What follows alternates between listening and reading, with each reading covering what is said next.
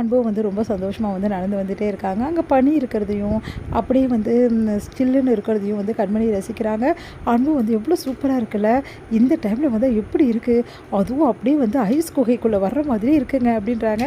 ஆமாம் கண்மணி அப்படி சொல்லிட்டு செம்மையாக இருக்குங்க, உண்மையிலேயே இந்த டைமில் வர கொடுத்து வச்சுருக்கணும் அப்படின்னு சொல்லிட்டு பேசிகிட்டே 2 பேர் நடந்துகிட்டே வந்திருக்காங்க.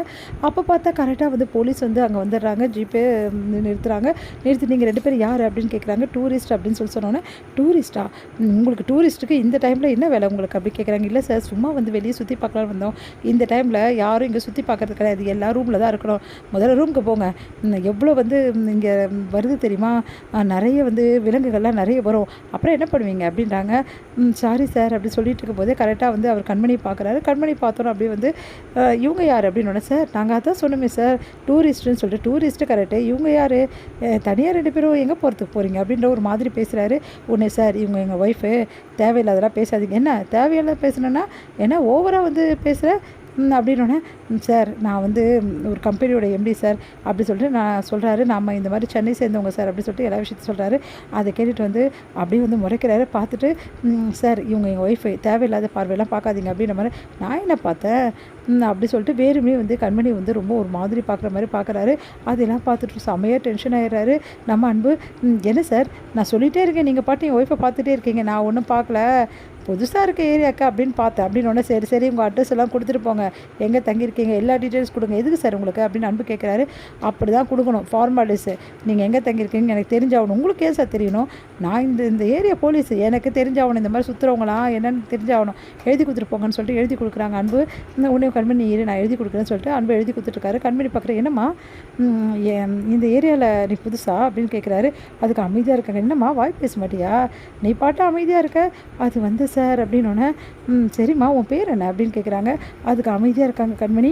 சார் ஏன் சார் என் ஒய்ஃப் பேர் உங்களுக்கு அப்படின்னு கேட்குறேன்னா, இதில் என்ன இருக்குது, 2 பேரும் தானே வந்தீங்க, 2 பேர் பேரை வந்து தெரிஞ்சுக்கலாம்ல அப்படின்னோடனே, கண்மணி சார் அப்படின்னு. கண்மணியா, நல்ல சூப்பரான பேர் தான்மா உனக்கு, கண்மணி எவ்வளோ நல்லா இருக்குது அப்படின்ற மாதிரி சொல்கிறாரு. அதெல்லாம் கேட்டு அன்புக்கு இன்னும் செம கடுப்பாயிருது.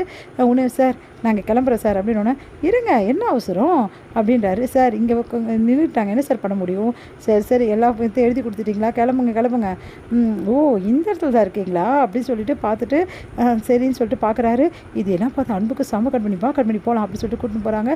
கண்மணியே அவர் இந்த போலீஸ் வந்து போகிறதையே பார்த்துட்டே இருக்காரு. எனக்கு ஒன்றுமே புரியல, நான் ரொம்ப பயந்துட்டேன் அன்பு அப்படின்றாங்க. ஏன் கண்மணி, நம்ம என்ன தப்பு பண்ணோம், எதுக்காக போலீஸை பார்த்து நம்ம பயப்படணும், தப்பு பண்ணுறவங்க தான் போலீஸை பார்த்து பயப்படுவாங்க, நம்ம பயப்பட வேண்டிய அவசியம் கிடையாது. அந்த போலீஸு ரொம்ப மிஸ்பிஹேவ் பண்ணுறாரு, இது நல்லது கிடையாது, அந்த அவர் வேறு எதாவது பண்ணியிருந்தாரு நான் கண்டிப்பாக சும்மாவே இருந்திருக்க மாட்டேன்னொன்னே, டென்ஷனாக வந்துங்க அன்பு பார்த்துக்கலாம் அப்படின்னோடனே, இந்த டைமில் வந்திருக்கக்கூடாதோ அப்போவே இன்சார்ஜ் சொன்னார், நம்ம தான் கேட்கல, இப்போ தேவையில்லாத பிரச்சனையெல்லாம் வந்திருக்கு அப்படின்னோடனே, என்ன பிரச்சனையாக இருந்தாலும் பார்த்துக்கலாம் கண்மணி, நீ கவலைப்படாத, நீ வா அப்படின்னு சொல்லிட்டு கூட்டிகிட்டு போகிறாரு. இங்கே 2 பேரும் வந்து, என்ன சார் போனோடனே திரும்பி வந்துட்டீங்க, நீங்களும் எல்லாம் முடிச்சு லேட்டாக தான் வருவீங்கன்னு நினச்சேன் அப்படி சொல்லிட்டு இன்சார்ஜ் கேட்குறாரு. நடந்த விஷயத்தை இன்சார்ஜ் கிட்ட சொல்ல, சார் அந்த ஆள் கண்ணில் பட்டுட்டிங்களா, அந்த ஆள் இந்த ஏரியாவில் ரொம்ப மோசமானவன் சார், ஐயோ அந்த ஆள் கண்ணில் போய் பட்டுட்டிங்களே சார் அப்படி, என்ன ஆச்சு அப்படின்னோடனே, அந்த ஆள் ஒரு மாதிரி ஆள் சார், பார்க்கும்போதே தெரியுது, சரிங்க சார் நீங்கள் பத்திரமா உள்ளே போங்க, எதுவாக இருந்தாலும் பார்த்துக்கலாம் அப்படின்னோடனே, சரிங்க அப்படி சொல்லிட்டு உள்ளே போகிறாங்க. இங்கே வந்து கண்மணி வந்து அன்பு வந்து சமாதானப்படுத்துகிறாங்க, விடுங்க பார்த்துக்கலாம் அப்படின்னு சொல்லிட்டு, அந்த டைமில் நம்ம போயிருக்கக்கூடாது, அதனால தான் இப்படி ஆயிடுச்சு அப்படின்னு சொல்லிட்டு பேசிகிட்டு இருக்காங்க.